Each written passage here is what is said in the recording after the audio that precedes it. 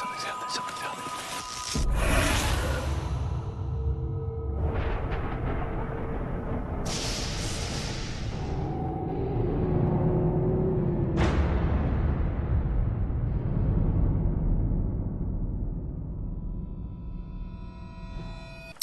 So yeah, I was looking around for other stories, and I really started researching three ideas. One was about UFOs. I like UFOs, but there was a film made by the guy who did Paranormal Activity, and that was meant to be coming out. I think it's called Area 51. Well, I've never seen it, but anyway, it put me off doing UFOs. And then I was going to do a thing about the underground tunnels here in Sydney. There's underground sewage works, and I thought that'd be spooky and interesting. But then another bunch of filmmakers made a film called The Tunnel.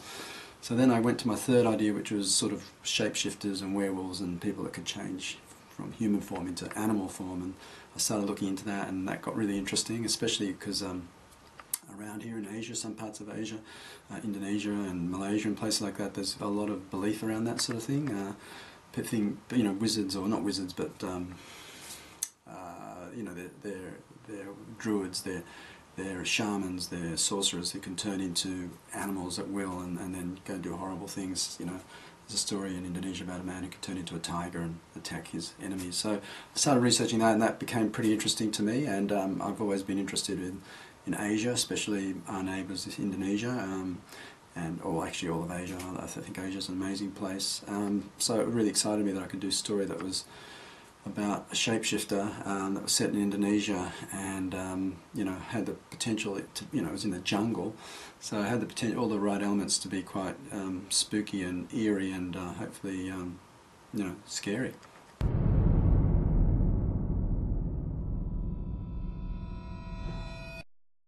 So the way I approach all my films, for me, it's not about the gore and the moment, it's about the anticipation and the thrill of getting to that anticipation. So it's all about the suspense. I think once you see the animal or once you see the gore, it's not half as exciting or interesting as the lead up to that moment where you're wondering, what is this animal, what is it going to do, how's it going to hurt me. It's the anticipation, that's the part that causes the most dread. I think people, once they know, it's like if you've got a disease and you don't know what it is, it's much scarier than the doctor saying, well, you've got this. And it's the same with anticipation of any sort. Once you know what it is you're up against, it's not as scary, I don't think, as not knowing what it is. It's just something there's killing people, or something there's harming people. That unknown, that really non-specific feeling is what I think causes a lot of dread. So for me, my films are all about that. I really prefer them to be called thrillers than horror films. I know it's easier for people to sell them as horror films, but for me they're not. They're thrillers. That the idea is to keep people, build a sense of dread and fear, so that it gets hopefully unnerving and hard to sit in your seat, because that's what I like. I like just, what is it, the thought, that game of what is this thing? That's what's exciting and interesting to me. So that's how I go about making my films. With this one, it's a slow burn. What I mean by that is it really doesn't, I've suspended that. It's a tricky thing when you're trying to make a found footage film. You've got to keep it feeling real, and then therefore all the tropes you usually use, all the tricks or the trade you usually use for a thriller or horror film, you can't quite use them because they feel false. So in this one, the slow burn was mainly to keep it feeling real, and then hopefully at the end it pays off and there's the horror. But also the slow burn was to keep the sense of suspense going, to keep it flowing, and just to keep you getting tenser and tenser and seeing how long I could sustain that. Sort of like a concert in some ways. How long can you go with this thing before you have to release and have a crescendo and then go back. So that was the sort of main intention with my filmmaking style, and that's what I'm hoping to achieve, that people get the sense of fear and dread. It's not about big fast shocks, it's more of a slow burn.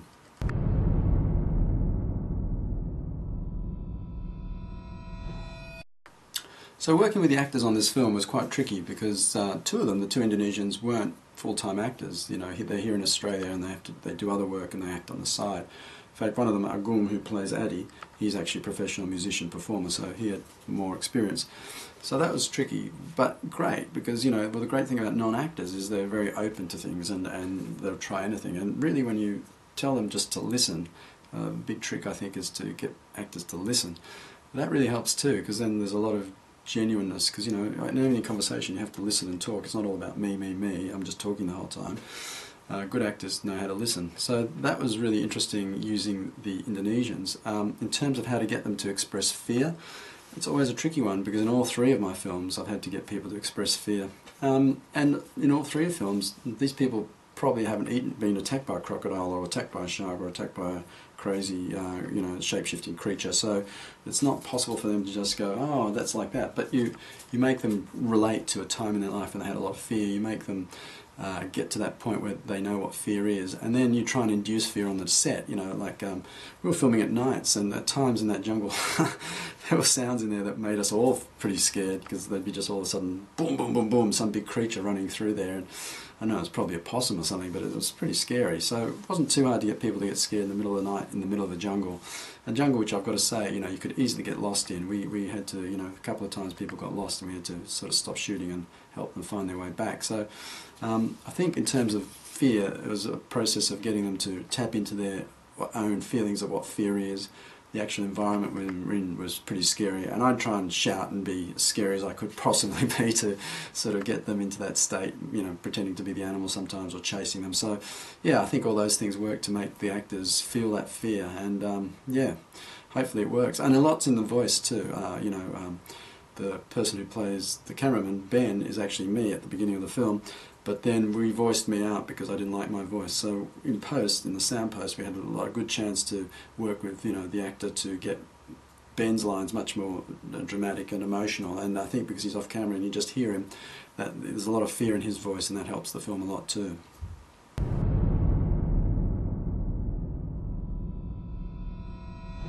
The scenes that were difficult, well, quite frankly, what was difficult about the film was the shooting style. Like my other films, I like a lot of coverage. I like editing. I'm big on editing, so I like to get a lot of coverage, and then when you come into the edit suite, you've got a lot of choices. Well, with this film, it was really, because it's a found footage film, it was really more of a choreography. You had to take it from that one camera point of view, the POV of the cameraman. And so we'd do these very long takes where we'd just try and, first of all we'd just do them, and then we'd start to choreograph them to see if we could get the camera working a bit better so we didn't have to cut. And that was quite tricky. That was really tricky, because then when you got into the edit suite, you were really bound to this shot, and you didn't have much material to cut away to. So I found that quite tricky for the whole film, actually. And indeed, the other tricky thing was there's no music, so you can't use, in a thriller, you typically use music to build the tension. It's famous. You build it with the strings or whatever, and it gets eerie, and then it stops, and then bang. With this thing, we had to try and use the sound design to that. So overall, it was a very tricky. I found it a tricky form. I think the found footage film is a tricky form. I thought it'd be easier than it was, really. In terms of specific scenes, the one that probably causes the most problem is the creature coming down the tree. We tried that lots of different ways to make it look as realistic as possible, and yeah, that one kept on having to go back and forward between us and the effects team to get it right. And then in terms of the shoot, I swore never to work in water again after the Reef, and yet for this thing, for one of the weeks it was pouring, and the jungle quickly turns to mud, and so that cameraman wasn't happy, no one was happy with that situation, and you do one take and everyone's muddy, and continuity and things like that. So it was, the tricky part of the film was that I got water again, which I didn't really want. At least I wasn't in the water for 4 weeks, but yeah, that was tricky. The good thing was that one day we came back into the jungle, and the art director, who'd stayed behind to mind everything, pulled up a big snake, and the snake that's in the film we actually found in the jungle, and we used it for the shot, and then when we'd finished we just let it go, and it was a nice feeling to see the snake just slither off back into the jungle. So that was a nice part of the shoot, well, one nice part of the shoot, yeah.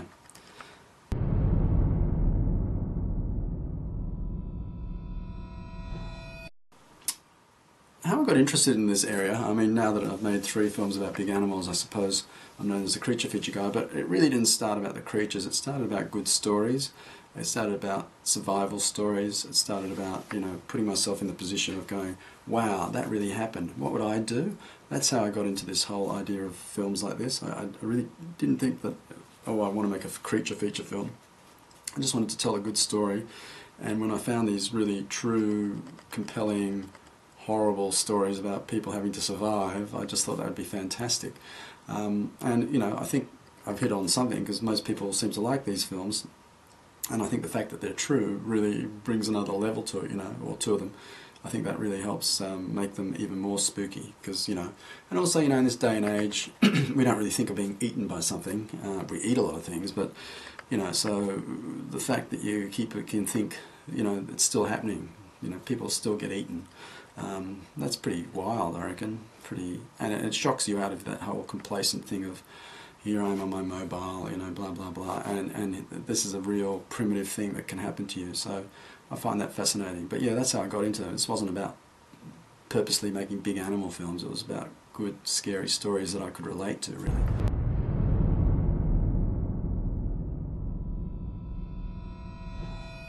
So I really hope when you watch The Jungle you realise it's a slow burn, and you get a sense of anticipation and dread and suspense, and then when it starts to really hit home, I hope that it's exciting too. And I hope you feel it's real. I tried really hard to make it, stay in that sense of real. I find a lot of found footage films, when you watch them, you're sort of there, and then about a third of the way in they just sort of slip into this other gear where they assume you've kind of bought the genre, and so therefore they're going to start playing all these film tricks.